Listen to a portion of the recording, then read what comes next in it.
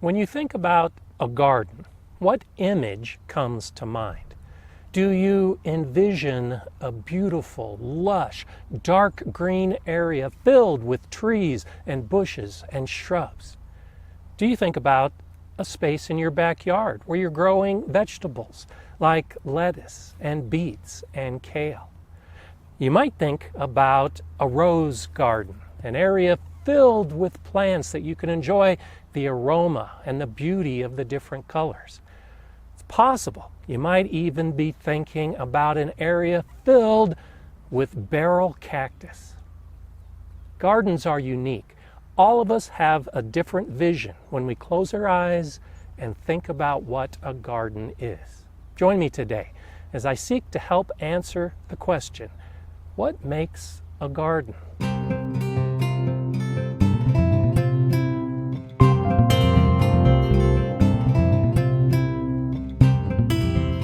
Hi, I'm Gardener Scott, and this is my 300th gardening video. And I realized when looking back over my previous videos that I really haven't taken time to define what a garden is. I've done a lot of videos on how to garden and how to have success in the garden, but the basic question of what makes a garden is one that I've never really answered, because I think it's pretty obvious that every garden is different. My garden is different than your garden, and so on. Every gardener is unique, and every garden is unique. But that doesn't mean that we can't have some similar insight, some similar views as to what makes a garden space that anyone would walk into and enjoy the same way that we gardeners do. If you look in a dictionary or go to an online dictionary site for the definition of a garden, what you're going to find are different definitions. There is no single definition of what a garden is. Now, there are some commonalities within many of the definitions. The idea that a garden is planned or that a garden is cultivated. Some of the sites online discuss how a garden is intended to provide food or enjoyment. And I think this is an important aspect when we try to figure out what a garden is. The fact that they're all different. The definitions are as different as the gardens are. Recently, I did a tour of the United States Southwest with a focus of looking at gardens within that region. I visited big city botanical gardens and my brother's garden in southern Arizona. And what I saw was that commonality of gardeners who were trying to showcase what it was they wanted to grow, partly for their own enjoyment, but also for the enjoyment of others. A garden is an interesting concept because it denotes not only a singular space, but a collection of spaces. We'll say that we are going to the garden, or we're working in the garden. We're planning our garden. We enjoy our garden. But within the garden are many individual spaces that we might identify as specific types of garden. So this space right here is part of my garden. I really haven't specified what kind of garden it is, though I've got 4 different types of fruit bushes, and right here I have a butterfly plant to attract monarch butterflies. But the area just behind me, I have defined as a pollinator garden. And so the plants I'm putting into that space are specifically chosen and grown to attract pollinators. And that's part of what makes a garden, is the intent, how we choose to use it. But it's also how we choose to define it. I'm sitting in my vegetable garden. That's how I define this space. This space of mostly raised beds where I grow everything from carrots to kohlrabi to potatoes to basil to tomatoes.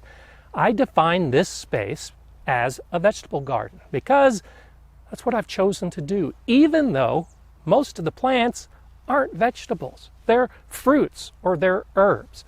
Where else in life do we get to choose the definition of what it is we're defining?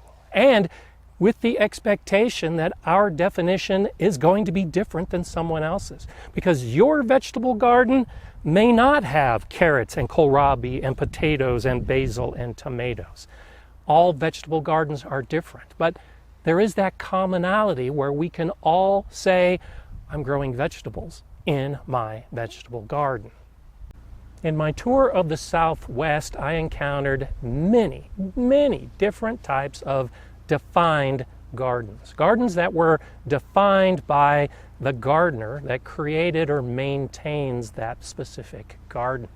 As might be expected, most of the public botanic gardens included an herb garden.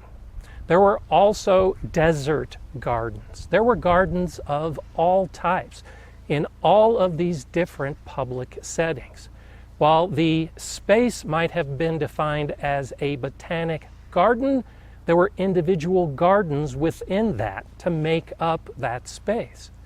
One of my favorite gardens was a sage garden, which really was nothing more than just a bench that was surrounded by different varieties of sage. At my brother's house, he doesn't define his space as a garden, but with the plants and the structures he's put into place, I would term it a garden, regardless of how he chooses to define it. And that, to me, is at the crux of trying to answer the question of what makes a garden. Because I encounter many gardeners, particularly new gardeners, who don't feel that they have really created a nice garden space. They might be growing some plants, they might have some vegetables, but they're hesitant to take pride in their garden. And I want to say a single plant can be a garden. If you or anyone else looks at that plant or looks at the space that you've created and interprets it as a garden, well, then you've created a garden. In San Diego, I visited the Japanese Friendship Garden. Now, right there, the name is vague enough that each of us would have individual thoughts of what might constitute a friendship garden. And I think that's great, because a garden doesn't have to be defined by the plants that are in it. And a garden doesn't even need to have plants, because within the Japanese Friendship Garden is a dry stone garden without a single plant. One of my proudest accomplishments at the Galileo School Garden, which was a collection of individual named gardens, was the creation of a sensory garden. And this was a space that I designed and built and planted for all 5 senses. The center point of the garden, and the one that I enjoyed most, wasn't a plant at all. It was a small fountain, water burbling out of a rock. And we had a lot of special needs students that came to the garden regularly.